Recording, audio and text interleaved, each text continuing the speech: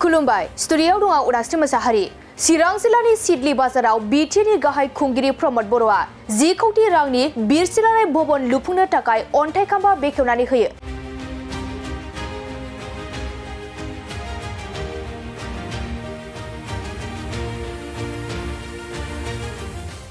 BTR गोजोन गोरोबथानि गेजेरजों मोनफ्रोमबो जाति हारि माहारिनि मोनथाय समान जौगानायनि असिलायै बिटिआरनि मोनफ्रोमबो जिल्लायाव राव हारिमु धोरोम बासियालासे मोनफ्रोमबो जाति माहारिनि थाखाय हारि राव थुनलाइ जौगाहोनो थाखाय गोबां गोजौ थाखोनि बायदि बायदि बिथांखिफोर दंमोन।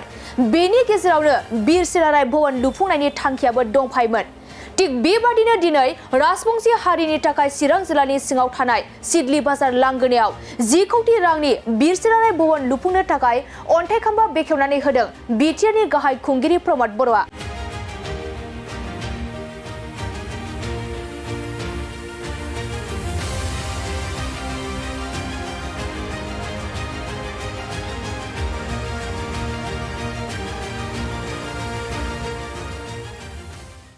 बे हाबाफारियावनो बिटिआरनि एमएलए सायखं बसुमतारी, एमएलए माधव सेत्री बिथांमोनजों लोगोसे राजबंशी हारिनि गोबां दैदेनगिरिफोरा बाहागो लायो।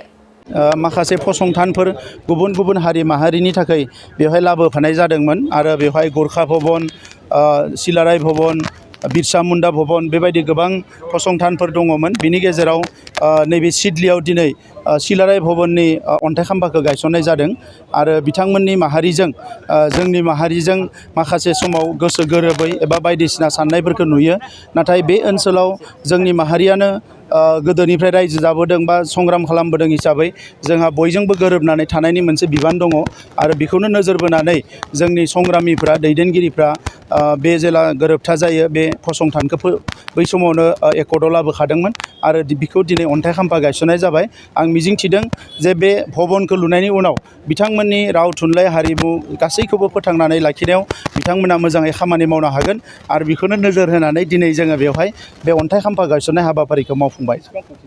बेयो 10 करोड़नि बेयाव भवन जागोन आरो बे भवनखौ जोबोद मोजाङै लुनो थाखाय जों खावलायदों।